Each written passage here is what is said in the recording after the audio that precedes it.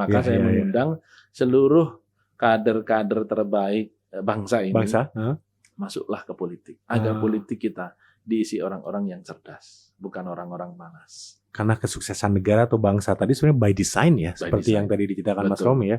Kita lihat misalnya ya, dua negara yang saya kagumi di dunia ini, bukan Amerika, ya, karena Amerika memang sofistikasi teknologi dan lain sebagainya itu ditopang oleh sumber daya. Mineralnya kan banyak banget. Banyak banget, betul. Yang saya kagumi itu Jepang dan Korea Selatan.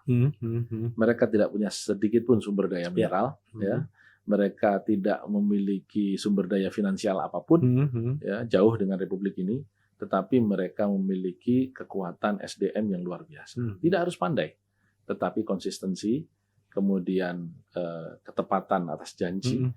Artinya ketika kita berbicara A, sampai mati pun kita ngomong A. Di Indonesia ini kan susah kita berbicara yang pasti di Indonesia adalah ketidakpastian.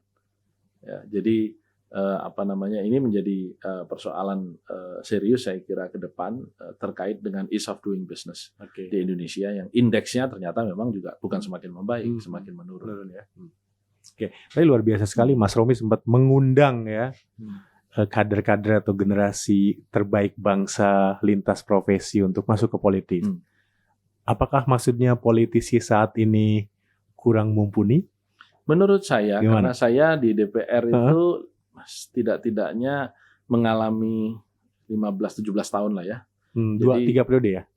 Ya, saya 3 periode itu, 2 periode sebagai anggota DPR RI, termasuk jadi ketua komisi dan ketua fraksi segala macam.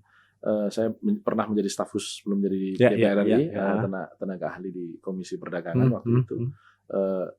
Selama 5 tahun saya di staf khusus Menteri Koperasi juga, itu berinteraksi dengan DPR juga tanpa henti. Begitu. Jadi praktis kehidupan parlementarian itu 15-17 tahun saya rasakan begitu ya. Terus terang saja tidak banyak politisi kita yang tahu persoalan. Oh gitu ya? Ya, karena anaknya dokter biasanya ada yang dokter. Anaknya insinyur, kamu jadi insinyur dong. Nah, gitu. Anaknya apalagi konglomerat ya sudah selesai jadi konglomerat kan. Begitupun anak politisi juga kebanyakan jadi bukan kebanyakan ada yang jadi politisi pada umumnya ya. Pada umumnya ada yang jadi politisi. Kita juga lihatlah anak-anak tokoh bangsa ini kan juga semuanya meneruskan orang tuanya kan, Mbak Puan meneruskan Ibu Mega, Mbak Yeni meneruskan Gus Dur kan gitu.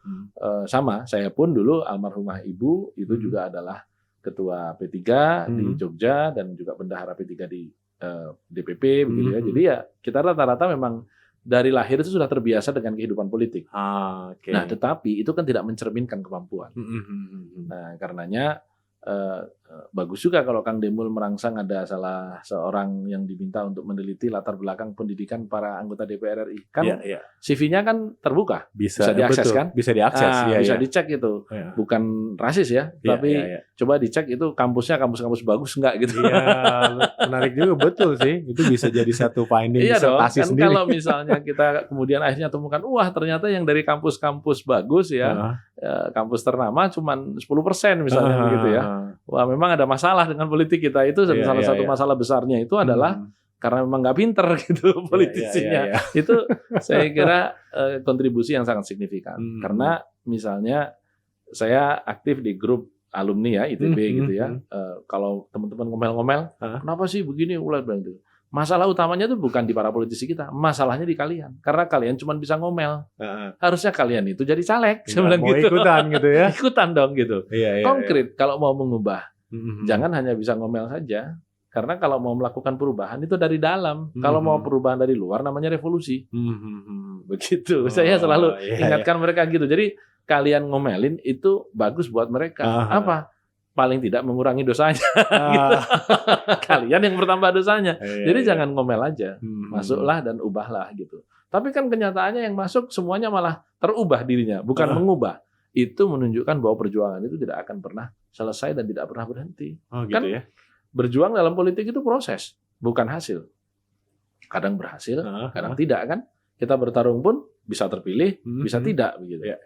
Nah, yang sekarang saya prihatinkan jujur saja bahwa hasil penelitian Profesor Dr. Burhanuddin Muhtadi, guru besar UIN Ciputat di bidang politik, disertasinya dan sudah dibukukan di Gramedia bahwa money politik di Indonesia itu yang tertinggi kedua setelah di Uganda dan semakin tinggi.